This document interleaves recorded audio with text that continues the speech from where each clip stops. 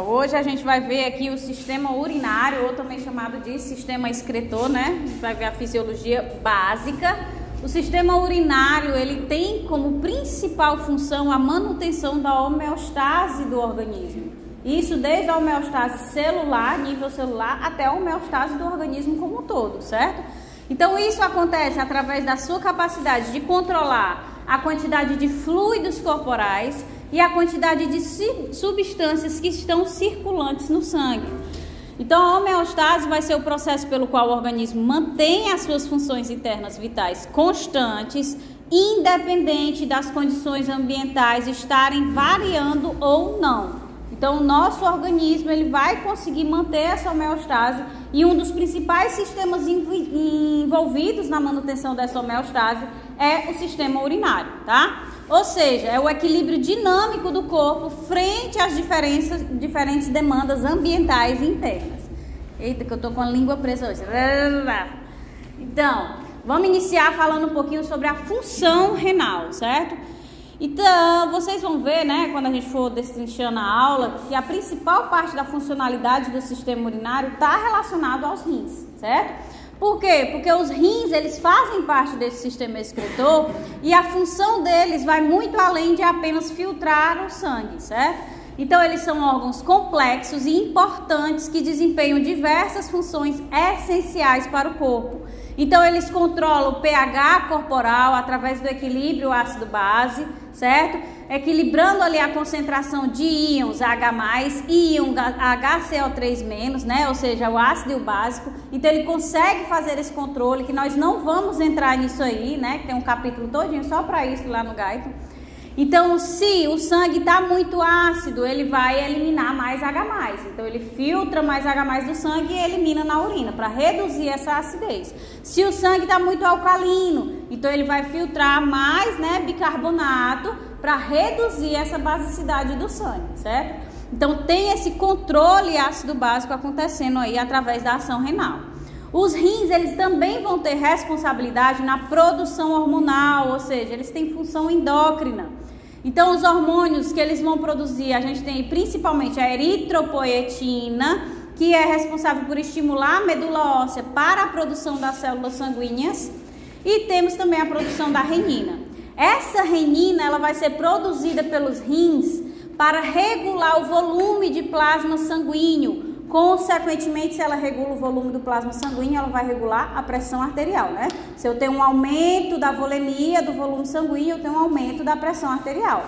Eu tenho um volume maior passando pelo mesmo espaço da luz daquele vaso. Então, vai gerar uma pressão maior, certo? Então, quanto maior o volume do plasma sanguíneo, maior a pressão arterial. Porque um volume maior vai passar pelo mesmo espaço, pela mesma luz do vaso sanguíneo.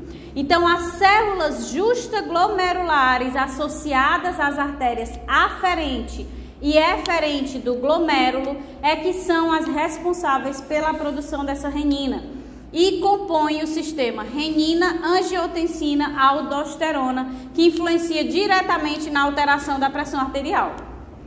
Então, se o indivíduo está tendo uma queda da pressão arterial, então ele vai aí passar a secretar a renina, porque essa renina vai ativar esse sistema aqui, que faz o quê? Faz com que os rins eles puxem mais água e mais sódio da urina. Então, eles reabsorvem essa água e esse sódio.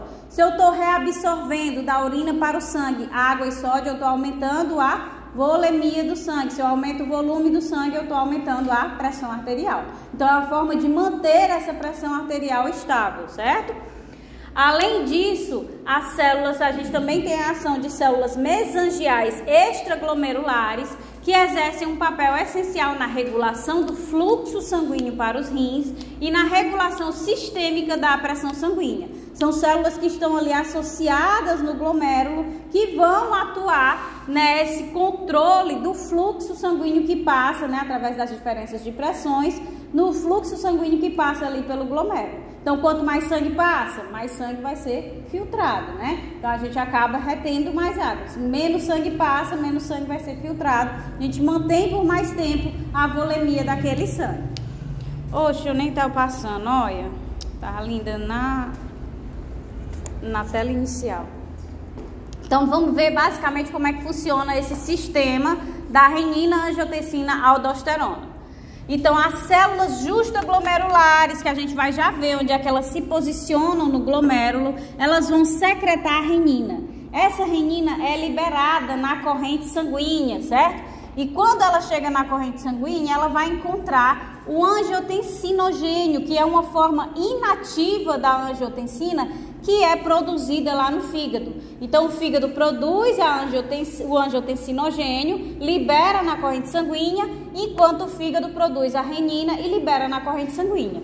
Quando a renina encontra o angiotensinogênio, ela o converte em angiotensina 1, certo? Essa angiotensina 1, lá na corrente sanguínea, ela vai cair nos pulmões e lá nos pulmões a gente tem a enzima conversora de angiotensina. Então, ela converte a angiotensina 1 em angiotensina 2. E aí, essa angiotensina 2, ela vai ter várias funções, né? Primeiro, ela vai atuar no sistema nervoso simpático, promovendo o aumento da contração do miocárdio. Então, se a minha pressão está caindo, eu quero aumentar a minha pressão. Então, eu posso contrair mais fortemente o miocárdio para que tente aumentar essa pressão. Outro mecanismo, a angiotensina vai agir aqui na glândula adrenal através de um receptor da membrana dela, que vai estimular essa glândula adrenal que fica ali acima, aqui do duodeno, a secretar a aldosterona, né? Por isso que o nome do sistema é sistema renina-angiotensina-aldosterona. Essa aldosterona vai estimular lá no sistema urinário a reabsorção de sódio e de água. Então, ela reabsorve tanto a água como o sódio. Por quê? Porque o sódio vai acabar pela própria diferença de concentração e estimulando a absorção de mais água ainda, ou seja, vai aumentar esse volume sanguíneo, vai aumentar a pressão arterial. Além disso, a angiotensina também vai estimular a secreção do hormônio antidiurético pela neurohipófise. O antidiurético é produzido no hipotálamo, mas ele é liberado pela neurohipófise, que vai fazer o quê? Com que a gente tenha mais retenção de água, ou seja, mais água vai ser reabsorvida para o sangue. E além disso, a angiotensina também consegue atuar causando a vasoconstrição, né, do sangue. Se eu diminuo o espaço e eu tenho o mesmo volume circulante, eu vou ter um aumento da pressão arterial, certo? Então, todos esses mecanismos estão relacionados ao aumento da pressão arterial e esse controle da pressão, certo?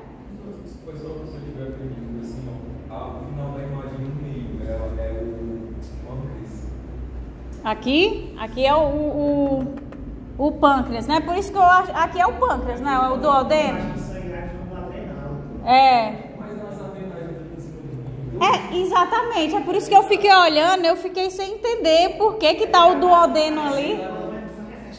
Acho que é a imagem que tá errada, mas as adrenais ficam ali em cima do rim. Essa aqui é a que tá associada ao duodeno, é o pâncreas. Mas tudo bem, né? Acho que fizeram a figura aí meio... acharam parecido, né? Aí botaram sem se tocar que eram os rins. Eu peguei da internet, viu? Não foi eu que fiz essa imagem, não. Então, ele tem todos esses mecanismos para contribuir para o aumento da pressão arterial, portanto, esse controle, certo?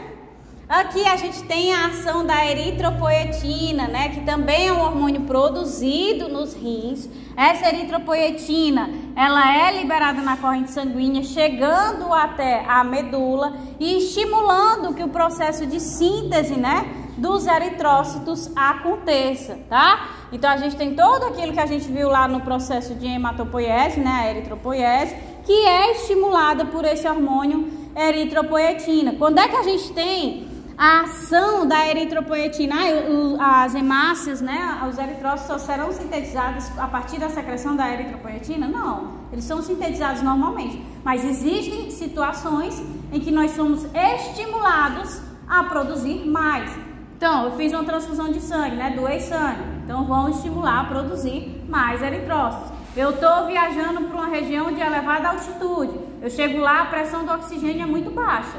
Então, eu não estou conseguindo respirar, porque eu não tenho hemácias suficientes para carregar eu não tenho oxigênio suficiente para suprir as necessidades da célula. Então eu estimulo a síntese dos eritrócitos para eu ter uma quantidade maior. Se eu tenho uma quantidade maior, ele vai conseguir se ligar a uma quantidade maior de oxigênio e aí aumenta a eficiência desse transporte de oxigênio. É por isso que os jogadores que vão jogar lá, né, em um local de alta altitude, eles têm que chegar um pouco antes, né, para estimular o organismo deles a produzir, a realizar a eritropoiese, certo?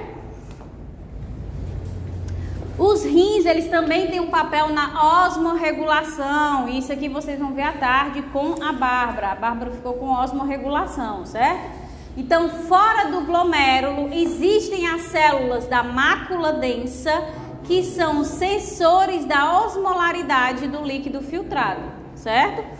Assim, os rins controlam o volume do plasma, eliminando ou retendo mais líquidos através da urina, controlando o volume de fluido. Ou seja, se eu controlo o volume do fluido, eu controlo a pressão arterial, certo? Porque se tem um volume maior, aumenta a pressão. Se diminui a volemia, diminui a pressão, certo?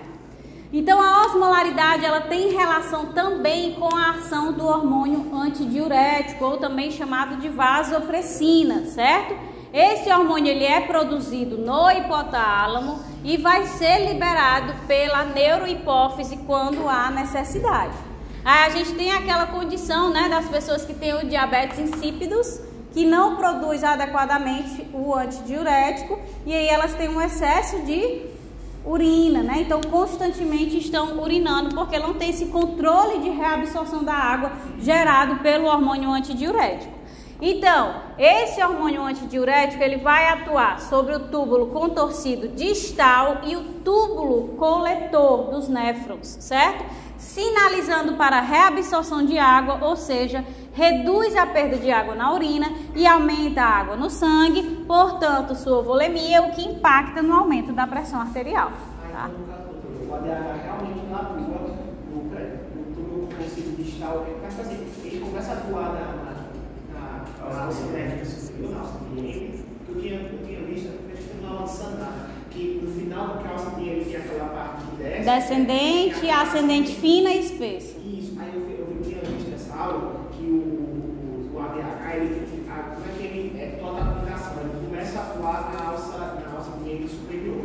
Aí ele passa pelo túbulo contorcido distal. É porque a gente vai ver que a principal atuação é porque ele atua em condições normais, né? Ali na alça de Henle. Ele só vai atuar no túbulo coletor contorcido distal e no coletor quando a situação não está em condições normais. Por quê? Porque a água é reabsorvida ali na alça de Henle naturalmente, certo? Ela sai pelas aquaporinas naturalmente. No túbulo contorcido distal e coletor, a água não passa. Eles são impermeáveis. Então, com a sinalização do antidiurético, ele vai ativar, que a gente vai já ver, as aquaporinas. E aí, só assim é que faz essa reabsorção maior, né? Que é justamente por uma necessidade fisiológica. Se não houver essa necessidade fisiológica, isso não vai acontecer. Então, o que é que acontece? O controle da liberação do ADH dá-se pelas alterações justamente da osmolaridade, tá? Se a osmolaridade do sangue está alta, ou seja, o sangue está hiperconcentrado, os sensores detectam e estimulam a secreção desse hormônio antidiurético, certo? O túbulo contorcido distal e o coletor, como eu já disse, são impermeáveis à água, ou seja, em condições normais, sem a presença do hormônio antidiurético, certo? Então, eles não vão reabsorver a água. Onde é que essa água é reabsorvida em condições normais? Ali, somente no túbulo contorcido proximal e na alça descendente de Henle, a alça fina descendente, certo? Que é em condições normais, que é assim que a água é reabsorvida, tá? Então, quando o ADH ele passa a ser secretado, porque foi detectado pelas células da mácula densa essa variação na osmolaridade, o ADH passa a ser secretado e ele vai sinalizar para a ativação de aquaporinas nos túbulos contorcido distal e coletor, dos tipos 2, 3 e 4, as aquaporinas, certo? Via interação com o receptor das células desses túbulos, que é o chamado receptor V2, que vai, a partir do momento que eles interagem, o ADH interage com esse V2, ele vai ativar uma proteína GS que existe ali associada à membrana, que vai ativar a adenililciclase, que vai ativar proteínas quinases, e essas proteínas quinases ativam a secreção maior dessas aquaporinas. A partir do momento que essas aquaporinas vão para a membrana das células desses túbulos, elas passam aí a permitir a passagem de água da urina para o sangue nessas duas regiões, certo? Então vamos ver a figura aqui. Meu Deus, eu não passei de novo. Jesus, estou esquecendo. Então vamos lá. Então aqui é só para vocês visualizarem, ó. Aqui nós temos o glomérulo, certo? A gente já vai ver a estrutura, mas eu já coloquei antes porque vocês já viram, né, a parte de anatomia. Então aqui no glomérulo a gente tem a arteríola aferente, a arteríola eferente, certo? A aferente e a eferente. Aqui nessa região nós vamos ter as células da mácula densa, que conseguem reconhecer essas modificações na osmolaridade e sinalizam para, por exemplo, a secreção do ADH. Essa é a única função da detecção da osmolaridade, secretar o ADH? Não, tem outras funções, que é o que vocês vão ver de tarde, certo? Mas uma das funções é essa. Outras células que vocês têm que conseguir visualizar também são as células que eu falei aqui, né? As justaglomerulares, né? Do aparato justaglomerular, que ele fica associado às arteríolas aferente e eferente e vão secretar o hormônio renina, que faz parte do sistema renina, angiotensina, aldosterona. Então elas ficam aqui associadas. Oi?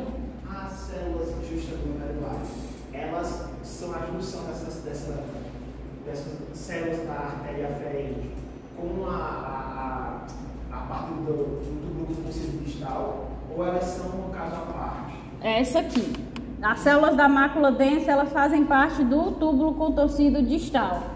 Mas as células justaglomerulares, elas fazem parte como se fosse uma composição da cápsula de Bowman, né? Que fica sobre o endotélio, né, das arteríolas, tá? Então ela não é parte dos túbulos, não. Porque eu pensei que essas células glomerulares faziam parte da mácula densa, e a mácula densa é uma junção da parte do túbulo contorcido distal com as células dos vasos sanguíneos que estão... Isso ela faz parte do túbulo contorcido distal, né? Ela tem a extensão da mácula densa. Mas as justaglomerulares não. Você vê que elas têm aqui a separação. Ela vai irrigar o quê? Justamente vai ficar superior ao endotélio dos vasos. Por quê? Porque ela secreta a renina, que vai sinalizar para o processo para ativar o sistema da renina, angiotensina, aldosterona. Temos as outras células que também estão relacionadas ao aumento ou redução do fluxo sanguíneo, que são essas células do mesângio, certo? Que elas vão estar aqui irrigando até dentro do glomérulo. Eu quero que vocês visualizem que essas células justaglomerulares, elas vão estar aqui superior às arteríolas aferente e eferente. Elas não entram no emaranhado de capilares sanguíneos que formam o glomérulo em si lá dentro. Então elas ficam nessa região aqui externa, certo? Como se fosse uma região externa do néfron, que é a arteríola aferente e a eferente. Ela não entra no emaranhado aqui dentro. Ela vai ficar apenas na região externa, certo? Enquanto essas células do mesângio, que controlam todo o fluxo, elas vão entrar intercapilar, vão ficar nessa região intercapilar. Por quê? Porque elas têm que controlar o fluxo. Se eu preciso filtrar mais sangue, eu tenho que manter o fluxo mais lento para ele passar mais tempo dentro do glomérulo e ser filtrado mais sangue. Se eu não quero filtrar mais o sangue, então ela acelera o fluxo sanguíneo para que esse sangue saia logo pela arteríola eferente e ele permaneça menos tempo dentro do glomérulo para ser filtrado. Então ela controla esse fluxo, certo? Oi. Onde é que está esse aparato justaglomerular mesmo? Pois é, ele está sobre o endotélio, mas ele não está aqui representado. Tá entendendo? O que está representado aqui são as células do mesângio, certo? Que são essas roxinhas que entram. E as justaglomerulares não estão aqui representadas, mas elas ficam sobre as arteríolas aferente e eferente, certo? É como se elas fossem coloquei esses miócitos. certo? Não tem esses miócitos aqui que ficam sobre? Pronto, é como se ela tivesse nessa estrutura de sobre, né? Sobre esses capilares, tá? Oi. Eu tinha me confundido, a senhora tinha falado corretamente, porque assim, as células justaglomerulares, elas são células especializadas da parte superior da artéria aferente, e elas se comunicam com a mácula densa, que a mácula densa... Para receber o sinal da osmolaridade. Isso que é meio que, a mácula densa é meio que uma junção de parte do tubo contorcido com a parte ascendente da osmiente, né? Pois é, ela é como se você... Porque quando a gente visualiza o desenhozinho do néfron, né? A gente vê o glomérulo aqui, aí vê os túbulos assim. Mas, na verdade, o túbulo distal volta assim para frente, como se ele se dobrasse, aí sai bem aqui. Que é justamente para fazer esse processo de sinalização da osmolaridade. Que a osmolaridade ela é muito importante, né, no processo de controle renal. Até que só tá aqui, porque a gente vê a marca aberta quando está pelo meio. Isso. Mas lá no rim é meio que assim, ó. Exatamente. Então aqui, né, voltando para o ADH, a sinalização através dos osmorreceptores, né, que podem também ter o sinal lá da osmolaridade desencadeado pelas células da mácula densa. Aí a hipófise que já produziu e armazenou na neurohipófise, a gente tem a adenohipófise, a neurohipófise, né? A neurohipófise vai secretar esse ADH vai lá para os rins e vai chegar nas células do túbulo contorcido distal e do túbulo coletor e vai fazer o quê? Aqui a AVP é a mesma coisa que a ADH, tá? Que é a vasopressina, vai interagir com o receptor de membrana das células desse túbulo distal ou coletor, que é o receptor V2. A partir do momento que ela interage com o receptor V2, ela vai ativar essa enzima GS. Essa enzima GS ativa a adenililciclase. O que é que a adenililciclase faz? A gente já viu isso inclusive lá no metabolismo dos lipídios, né? No processo de mobilização das gorduras. Quando é que a gente vai conseguir mobilizar as gorduras que ficam dentro do adipócito, né? Naquela bola? Não tinha que ativar também uma proteína GS que ativava a adenililciclase, que quebra o ATP para gerar o AMP cíclico. O que é que esse AMP cíclico faz? Ele ativa proteína quinases, né? Essas proteína quinases, elas vão realizar o processo de fosforilação dessas aquaporinas e vão expô-las aqui na membrana. Então, a gente vai ter a exposição na região para a urina, né? Que vai ser a aquaporina 2, e aí a água penetra através da aquaporina 2, e aí essa água passa pela célula desses túbulos, seja distal ou coletor, e sai para o meio intersticial através da aquaporina 3 e 4. Então, por isso que ele tem que ativar essas 3 aquaporinas, porque uma tira a água da urina e bota dentro da célula, e os outros 2 transportadores vão pegar a água de dentro da célula e vão devolver para o sangue, ok?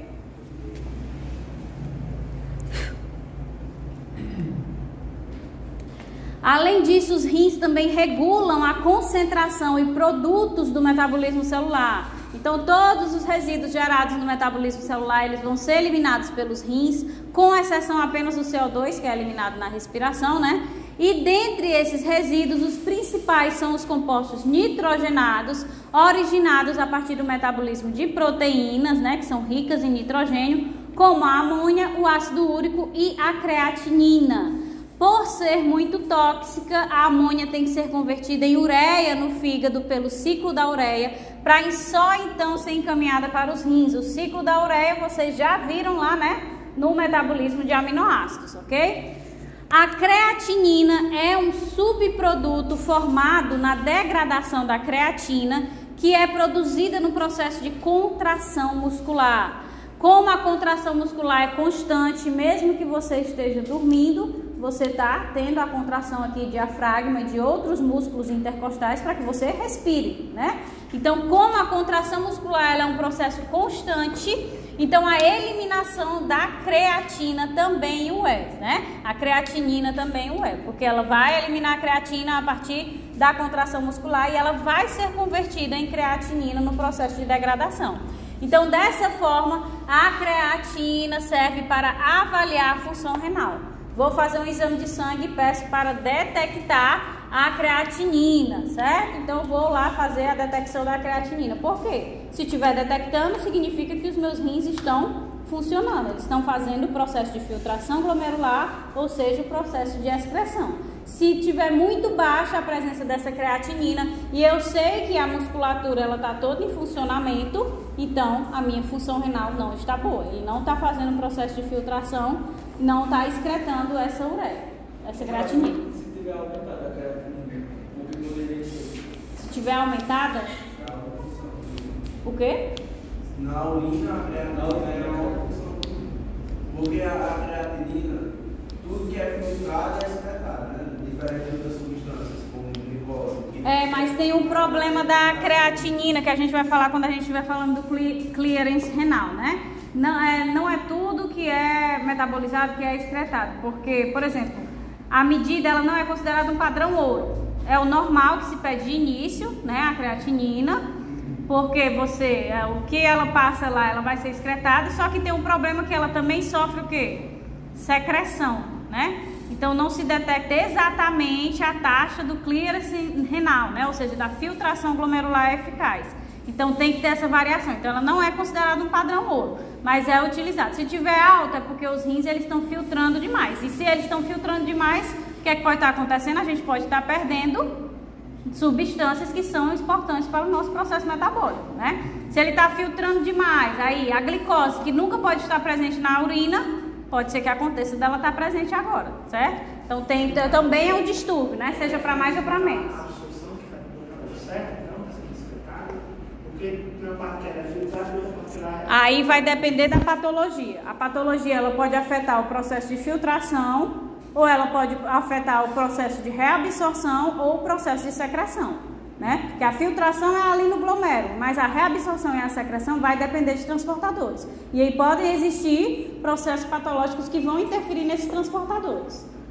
Se acontecer uma suplementação de creatina, então vai acontecer naturalmente uma maior produção. Se a pessoa não está utilizando, que é a grande maioria dos casos, né? Eu quero ter uma maior eficiência na academia, mas você não faz o exercício como uma pessoa, um fisiculturista faz. Aí você vai ficar se entupindo de creatina sem necessidade, tá entendendo? Aí acaba sobrecarregando os rins e tem esse aumento aí, no caso, né, o médico precisa avaliar todo o contexto, né? Olha, ele toma a creatina, então isso aqui não é provavelmente uma patologia renal. Ele está só sobrecarregando os rins com mais creatina, portanto, mais creatinina excretada. Certo? Além disso, os rins também são responsáveis por eliminar substâncias tóxicas que não são provenientes do metabolismo interno, como em medicamentos, drogas, né? Eles também eliminam substâncias boas para o organismo, que são substâncias que não podem estar em excesso no corpo, precisam estar numa concentração constante para não interferir na homeostase. Eletrólitos como o bicarbonato, como o sódio. Então, se eu estou me alimentando com uma alimentação rica em sal, né? Então, eu vou ter uma excreta maior de sódio, porque o meu corpo está tentando ali equilibrar a homeostase.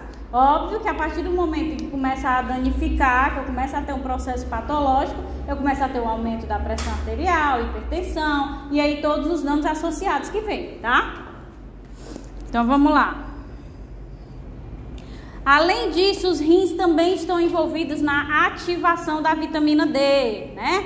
Então, a gente tem na nossa própria pele essa substância aqui na forma do 7-dehidrocolesterol, certo? Na nossa pele. Então, quando a gente diz, tome um banho de sol, né, para produzir a vitamina D, é porque de fato isso acontece. Nós temos essa substância derivada do colesterol na nossa pele e quando a gente se expõe às radiações ultravioleta, ele consegue, a radiação, converter esse dehidrocolesterol na vitamina D3, que é a pré-vitamina D, certo? Essa pré-vitamina D, ela se liga, né? Ela vai para a corrente sanguínea através de uma proteína ligadora da vitamina D, né? Que é a LPD. Ela se liga a essa proteína e vai para os fígados. Para os fígados é ótimo. Ela vai para o fígado e quando chega lá no fígado, ela vai encontrar essa enzima hidroxilase, certo? Essa hidroxilase vai converter essa vitamina pré-D em vai realizar a primeira hidroxilação dessa vitamina pré-D e vai formar o calcidiol, certo? Depois disso, esse calcidiol é jogado pelo fígado na corrente sanguínea de novo, e para que ele circule, ele tem que se ligar ao quê? A proteína ligadora de vitamina D, mais uma vez, o LPD. Então, ele circula na corrente sanguínea ligada a esse LPD para chegar aos rins. Quando chega lá nos rins, ela vai encontrar uma segunda hidroxilase agora, que é a alfa-hidroxilase. Essa alfa-hidroxilase vai realizar a segunda hidroxilação, convertendo o calcidiol em calcitriol, que é a forma ativa da vitamina D, que é o que a gente chama de vitamina D de fato, é o calcitriol, certo? E esse calcitriol tem diversas funções, né? Ele vai atuar aqui melhorando a nossa resposta imune, ele tem relação com a secreção de cálcio e fósforo, seja na própria função renal, né, de reabsorção dessas fontes, para aí fortificar a formação dos ossos, seja na própria motilidade intestinal, né, favorecendo a absorção do cálcio no intestino, para ser encaminhado para a formação dos ossos mais rígidos, resistentes. Então, ela aumenta a expressão das proteínas que têm relação com o transporte, com a captação desse cálcio, desse fósforo. Então, tem relação com a saúde dos ossos, mas também tem relação com o quê, né? Com uma melhora do nosso sistema imune. Então, não é só pela saúde dos nossos ossos. A nossa própria resposta aos agentes externos infecciosos, ela também é melhorada quando a gente tem a exposição à vitamina D, certo?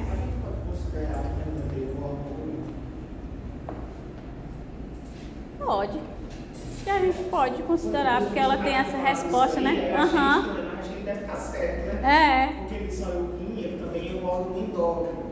Porque ele próprio os hormônios como a eritropoetina, a vitamina D e a renina. Aí, tipo, a eritropoetina e a renina, beleza, eu não coloco ali na vitamina D no enquadro entre hormônio, mas ele tem uma resposta que se assemelha a uma resposta hormonal, porque ele vai atuar em diversos sistemas para que favoreça, né, a captação, principalmente de cálcio, de fósforo e também de outras moléculas que vão ativar o nosso sistema imune. Então, tem uma atuação de certa forma hormonal, mas a gente não pode dizer que a vitamina D é um hormônio, né? Mas ele tem a mesma, como é que eu posso dizer? A mesma resposta, a mesma funcionalidade, como se fosse um hormônio, né? Ele consegue estimular os sistemas, porque isso é a descrição de um hormônio, né? Algo que vai atuar em determinado órgão específico, estimulando ele a determinada função, e ela tem essa capacidade. Só destacando aqui para vocês que nós também conseguimos obter a vitamina D, né, diretamente pronta da dieta, né? Ou mulheres gestantes, elas têm que tomar a vitamina D já prontinha, né, para poder atuar aí, porque é importante para o bebê, para a formação dos ossos, né, da cartilagem do bebê, a presença da vitamina D, certo? Eu impressionante a senhora, mas se puder postar essa aula hoje, porque amanhã a gente também essa aula tá incrível. Eu vou postar, eu esqueci de postar da semana passada, porque foi muito agoniado, mas eu vou postar da semana passada e vou postar dessa semana também, viu? A semana não vai ter nem muita pressa. Eu soube que tá gigante, né? O coisa, disseram que vocês reclamaram que tá imenso. Então, gente, a gente vai começar a revisar aqui a anatomia um pouquinho, certo? Só revisar. Os rins, eles são órgãos retroperitoneais, ou seja, eles ficam ali por trás do peritônio que reveste o sistema digestivo. São órgãos pares, vermelho amarronzados, com formato similar ao feijão, dispostos na região superior e posterior da cavidade abdominal, abaixo do diafragma, um de cada lado da coluna vertebral, protegidos pelas costelas flutuantes. Então, os rins, eles possuem ainda uma membrana de tecido conjuntivo, revestindo-os com o intuito de proteção, e essa membrana é chamada de cápsula fibrosa ou cápsula renal, tá? Os rins, eles vão ter aí de 11 a 13 centímetros em média de comprimento, são formados por uma face anterior, né, voltada para frente, e uma face posterior, voltada para as costas do indivíduo. O rim ainda tem dois polos, um superior e um inferior. Além disso, o rim possui uma borda lateral convexa, né, que é a parte onde fica o hilo, e uma borda medial côncava, que é a parte que fica para as costelas. Na borda medial, identificamos uma depressão que forma o hilo renal, que é onde se insere o pedículo renal.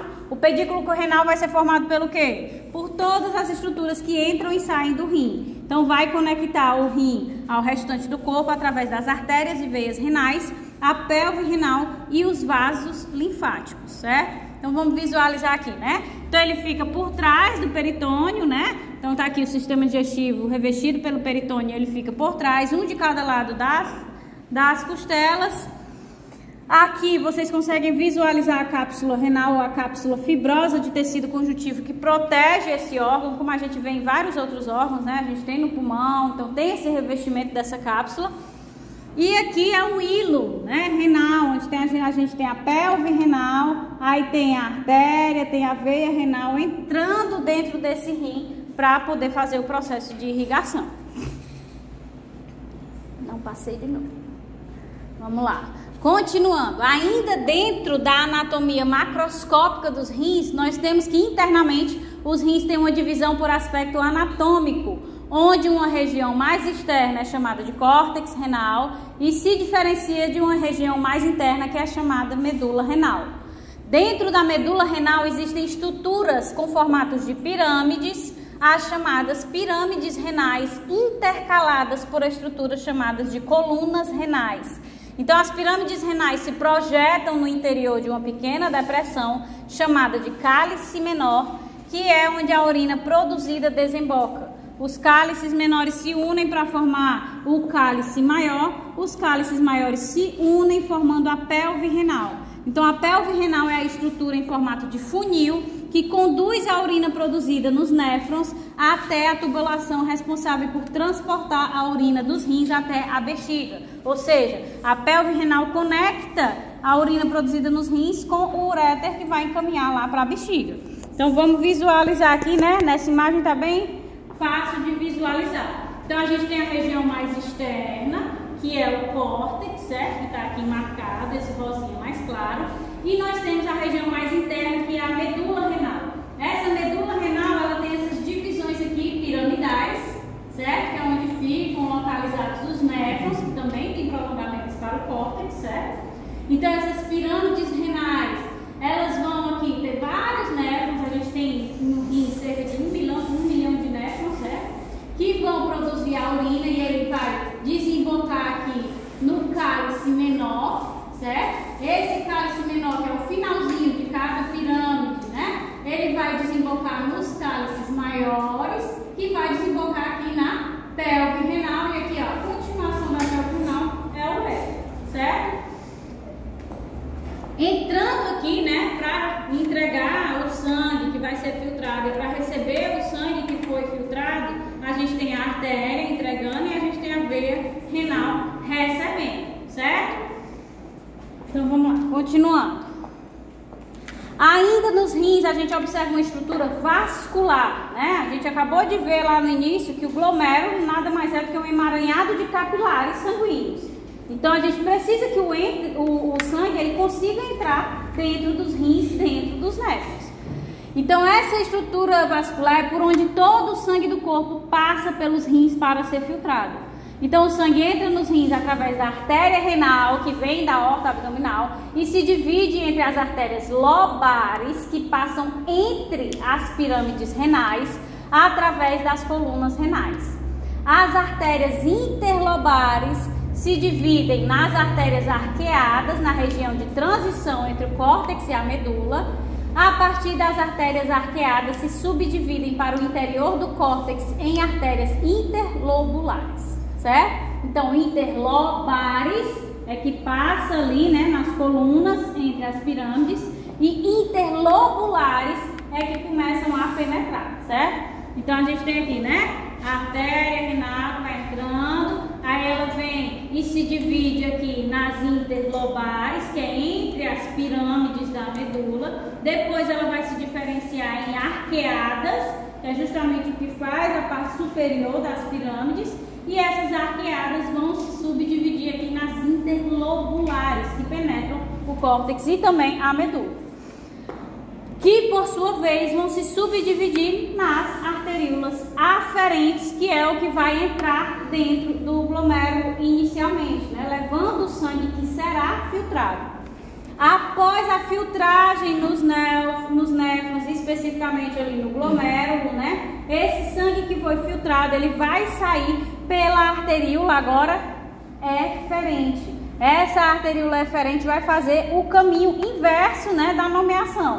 Então, saiu a arteríola eferente, ela vai vir aqui e se juntar, que é esse azul agora, para formar as arteríolas interlobulares, né? Depois ela vai vir e vai formar as veias, né, arqueadas. Depois vai formar as veias interlobares, que é as que ficam entre as pirâmides, para culminar na veia renal, certo? Então, saem dos néfrons as veias eferentes, que se unem em veias interlobulares. Estas vão se unir em veias arqueadas, né? Depois nas veias interlobares e desembocam na veia renal, e esta, por sua vez, desemboca na veia cava inferior. Ok?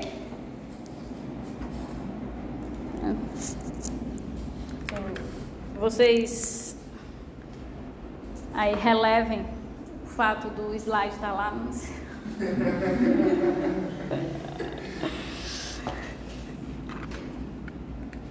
Então vamos entrar nas unidades funcionais, né? Então os néfrons são as unidades funcionais dos rins, são eles os responsáveis pelas efetivas funções renais de filtração do sangue e a formação da urina. Existem cerca de 1 milhão de néfrons em cada rim, certo? E os néfrons, eles possuem estrutura tubular coberta por vasos sanguíneos, subdividida em duas regiões principais: o corpúsculo renal e túbulos renais cobertos de capilares, que é o que a gente chama de capilares peritubulares, certo? O corpúsculo renal nada mais é do que um enovelado de vasos sanguíneos formados a partir da arteríola aferente, né, que é o glomérulo em si. O corpúsculo ainda possui uma estrutura capsular que envolve o glomérulo e é chamada de cápsula de Bowman, né? Assim, basicamente, chega nesse néfron uma artéria aferente que forma um emaranhado capilar, que é o glomérulo, e sai uma artéria eferente. Tudo isso, esse glomérulo, vai ser envolto por uma cápsula de Bowman. E aí vocês podem deduzir que vai haver um espaço entre o emaranhado capilar do glomérulo e a cápsula externa de Bowman. Esse espaço entre eles é o que a gente chama de espaço de Bowman, certo?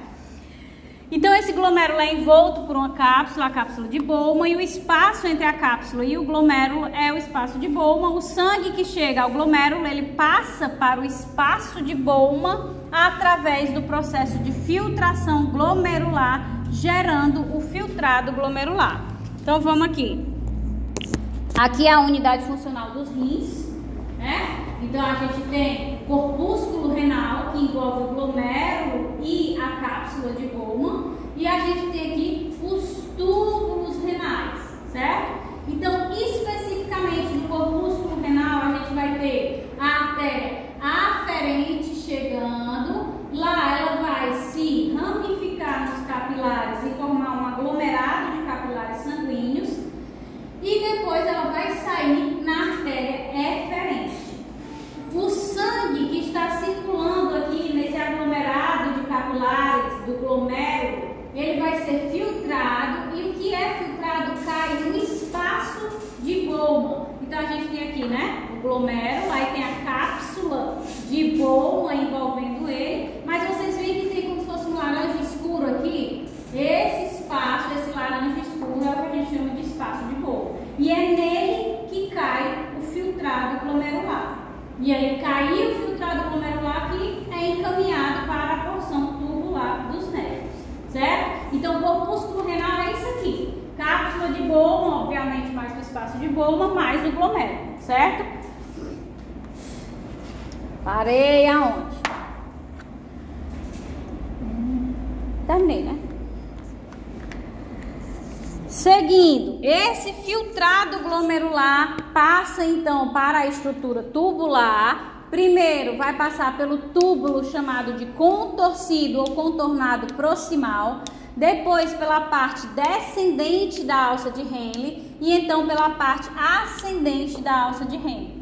O túbulo contorcido proximal é composto por células cúbicas que histologicamente elas possuem um aspecto como se fosse de microvilosidades, da mesma forma que as células intestinais, certo? Que favorecem que a maior quantidade de substâncias a serem, favorecem uma maior quantidade de substâncias a serem reabsorvidas, que elas sejam reabsorvidas nele, no túbulo contorcido proximal. Então, quando a gente fala que a formação da urina ela envolve o filtrado glomerular, ou seja, aquilo que é filtrado do sangue, menos o que é reabsorvido de volta ao sangue, mais o que é secretado do sangue para essa estrutura tubular. Então, quando a gente fala isso no contexto da reabsorção, a maior parte das substâncias que são reabsorvidas na formação da urina é feita no túbulo contorcido proximal, certo? E ele tem essa estrutura microvilosa justamente para favorecer esse aumento dessa capacidade de reabsorção. Então, o intestino ele não tem as microvilosidades para fazer com que o alimento ele permaneça mais tempo preso lá entre as estruturas, e aí, permanecendo mais tempo, ele consegue ser mais degradado e a gente consegue absorver mais nutrientes. É a mesma coisa desse sentido, eu consigo reabsorver mais substâncias por conta dessa estrutura em microvilosidades desse túbulo contorcido proximal, tá?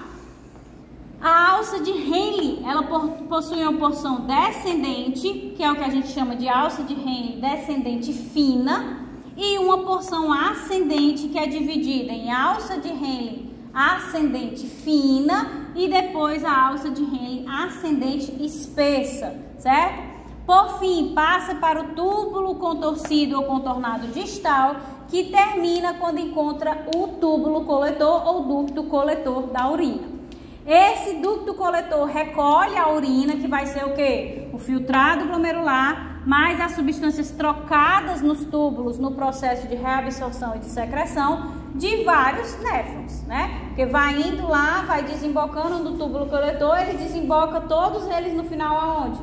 Na pelve renal, né? Então, a coleta de toda a urina que foi formada por cada um dos 1 milhão de néfrons que existem dentro de cada rim. Portanto, o que sai do túbulo coletor é o que vai ser excretado, ou seja, é a urina, que cai na papila renal, depois nos cálices menores, depois nos cálices maiores, depois na pelve renal e então no uréter. O que é reabsorvido no descendente da ascendente? São os três? Tem vários, a gente vai já ver a maioria das substâncias que são reabsorvidas, mas a maioria das substâncias são reabsorvidas no proximal, certo? A maioria, por conta da estrutura em microvilosidade. Oi. Mas nessa alça de Henle vai ter reabsorção? Tem a reabsorção até o túbulo coletor, né? Dependendo da sinalização que acontece. Dependendo se dessa ascendente tem uma prioridade, digamos assim? Tem diferença. A gente vai já ver. Viu? Então, só para a gente fechar aqui a estrutura, ó, a estrutura tubular, saiu do corpúsculo renal, o filtrado glomerular vai entrar no túbulo contorcido proximal, do túbulo contorcido proximal vai para a alça de Henle fina descendente, vem aqui para a alça de Henle fina ascendente, depois para a alça de Henle espessa ascendente, para entrar no túbulo contorcido distal e culminar no túbulo coletor. Esse ducto coletor ele vai cair lá na papila, né?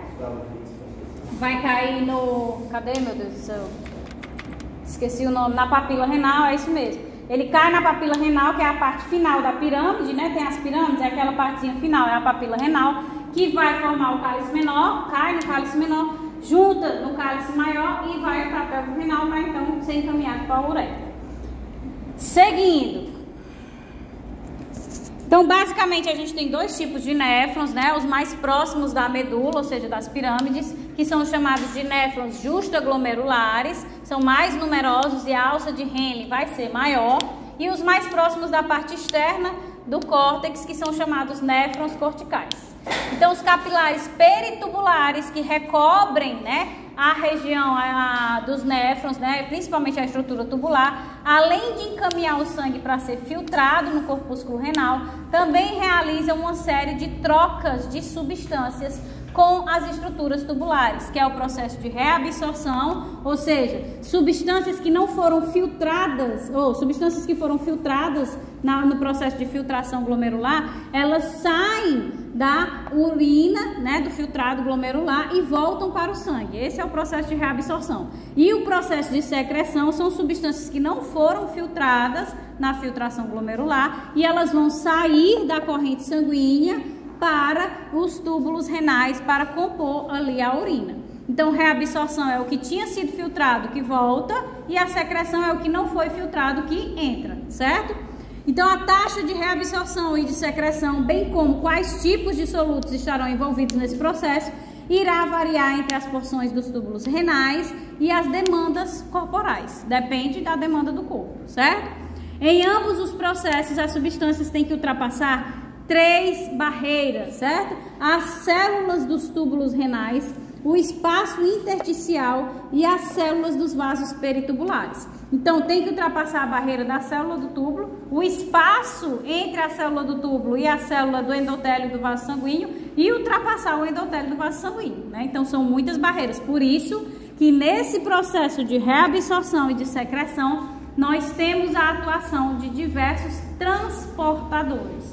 Porque o processo acontecer espontaneamente é muito difícil, certo? Então aqui é só para vocês visualizarem, né, os tipos de néfrons. O que estão mais, uma região maior dentro do córtex são os néfrons corticais. E aqui o que tem uma região maior dentro da região piramidal são os néfrons justaglomerulares, tá? Oi?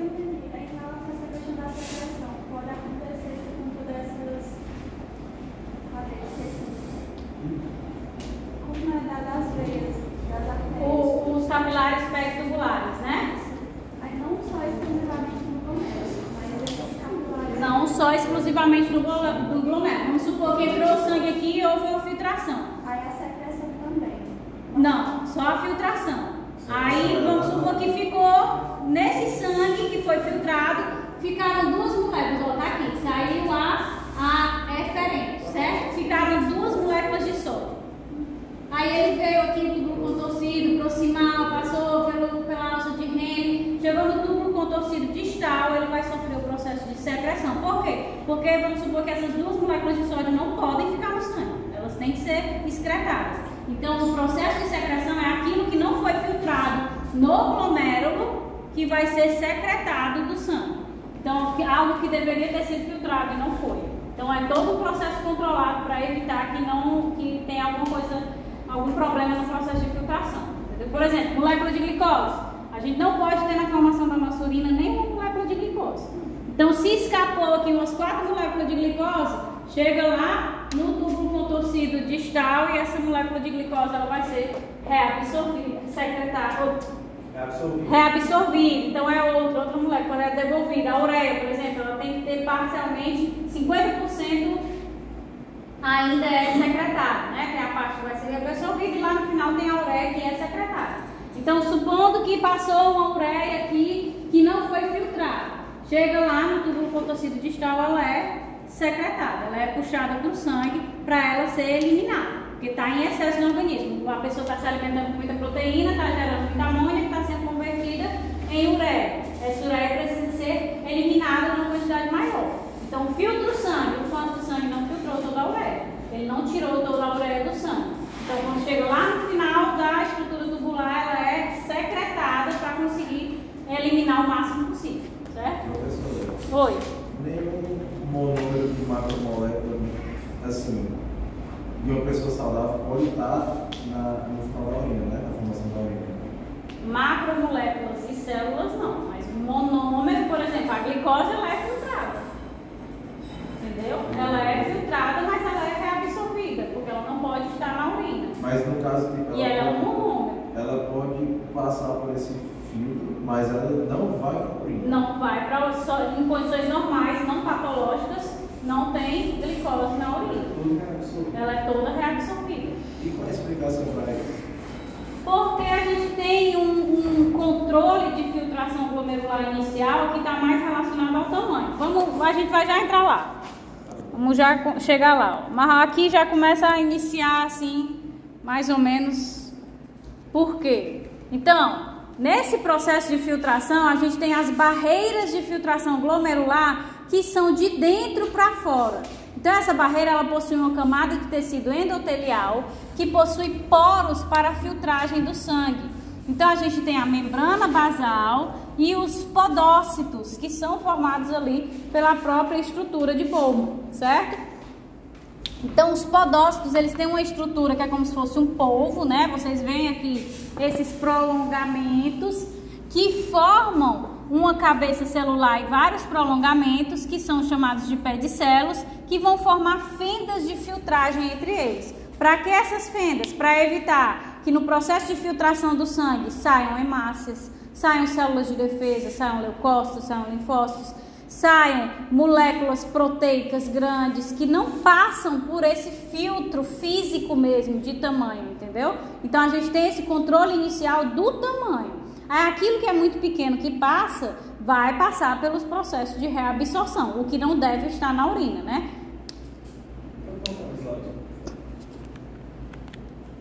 Esse? O outro? Pronto. Assim, esse processo de passagem de moléculas, quando é reabsorvido, sai do tubo para a corrente sanguínea. Isso. Aí só que o contrário não pode acontecer mais, porque o tubo é impermeável. Não, pode acontecer secreção nos túbulos distais e coletor. Só que esse processo de secreção pode acontecer uma secreção quando, por exemplo, a minha pressão baixou, eu ativei o sistema renina-angiotensina-aldosterona. Chegou aqui no túbulo contorcido distal e no túbulo coletor, eu ativo a captação de sódio. O sódio, ele é reabsorvido naturalmente, né? Mas se eu estou com uma pressão elevada, né? Eu quero diminuir a pressão arterial, então eu quero diminuir a concentração do sódio. Esse sódio passou por uma filtração, mas algumas moléculas, como ele está em muito excesso, algumas moléculas não foram filtradas. Então chega lá no túbulo contorcido distal e no coletor, esse sódio vai poder ser secretado do sangue, vai poder ser retirado do sangue espontaneamente, sem a necessidade das bombas, né, de sódio e potássio. Então tem a possibilidade de ser reabsorvido nos túbulos distal e no túbulo coletor, tem essa possibilidade, né, que é o processo de secreção, mas existe toda uma sinalização por trás. Depende daquilo que o corpo está demandando. Se eu quero me livrar do sódio, então além da filtração eu também vou fazer mais secreção desse sódio para poder tirar ele do sangue, passar ele para a urina e essa urina ser eliminada com uma quantidade elevada de sódio, porque eu quero reduzir a minha pressão arterial, entendeu? Então pode acontecer, depende da sinalização. Por exemplo, o exemplo que a gente deu lá do hormônio antidiurético. Eu quero, quando a pessoa está bebendo, né? Que ela faz muito xixi. Por quê? Porque o etanol, ele inibe a secreção do hormônio antidiurético. Então, se eu não tenho o hormônio antidiurético, eu não vou ativar aqueles transportadores que fazem a reabsorção de água lá no túbulo distal e no coletor. Então, essa água ela vai ser eliminada, não vai ser reabsorvida. Então, depende da sinalização, porque a maioria dos processos ele se refere ao processo de reabsorção, mas a secreção é a mesma coisa. Se eu quero tirar algo do sangue, eu vou sinalizar para que aquilo que não foi filtrado no glomérulo, né, no processo de filtração glomerular, ele seja puxado através do processo de secreção. A ureia ela é secretada. Ela vai passar pelo processo de filtração glomerular, mas ainda tem no sangue uma concentração alta de ureia. Então, quando chega lá no túbulo contorcido distal e no coletor, ela ainda vai ser secretada. Ela vai ser tirada do sangue para formar a urina, certo? Do sangue para o túbulo, ou seja, que é onde está a urina. Então, depende da sinalização, depende do que o corpo precisa, certo? Sim, professor. Então, tipo, uma pessoa que tem pressão alta, se tivesse, por exemplo, um medicamento que inicie secreção da aldosterona, seria, no caso, já que não vai ter a reabsorção na parte do intestino? Por conta de... é interessante, mas aí você imagina o custo. Não, não é nem isso, é o custo de produzir um inibidor específico para a aldosterona. É mais fácil o quê? Pegar só um vasodilatador, né? Então é bem mais barato, esse fármaco é eficiente, vasodilateia o mesmo volume por um espaço maior, diminui a pressão. Era só uma possibilidade. Não, a possibilidade existe, mas assim, financeiramente não é viável, né? Então, pra frente, aqui, né? Então, pronto. Então, a gente tem essa primeira processo de filtração, é justamente pela própria barreira, né, da formação desses podócitos, que impede que moléculas de grande tamanho, células, sejam filtradas na filtração glomerular. Além dos rins, o sistema excretor é formado também pelos ureteres, né, que são pares, pela bexiga urinária e pela uretra. Os ureteres conduzem a urina, né, que eles pegaram lá da pelve renal, formada nos néfrons, até a bexiga urinária, que é um órgão que possui uma capacidade de distensão muito grande, por isso que consegue armazenar grandes volumes de urina, que tem uma grande importância, porque evita que a gente tenha que fazer o processo de excreção várias vezes por dia, né? Inclusive durante o sono. Óbvio que se você é aquela pessoa que toma 10 litros de água por dia, aí você vai 50 vezes no banheiro, né? Mas a pessoa que toma água na quantidade ideal, normal, aí ela vai no banheiro a quantidade uns 4, 5 vezes ao dia, certo? A uretra, né, saiu ali da bexiga, encheu demais, começa a estimular as terminações nervosas. A uretra conduz a urina da bexiga até o meio externo do corpo, certo? Então aqui a gente tem esses podócitos que fazem essa filtragem inicial dessas moléculas grandes, certo?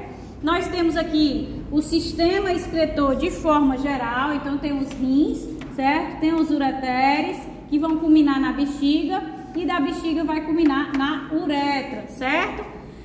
Aqui é só para vocês verem a diferença de comprimento, né, da uretra feminina para a uretra masculina, uma vez que também tem a relação com o sistema gênito, né, genital.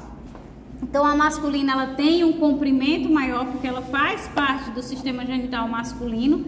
Então tem essa diferença de tamanho.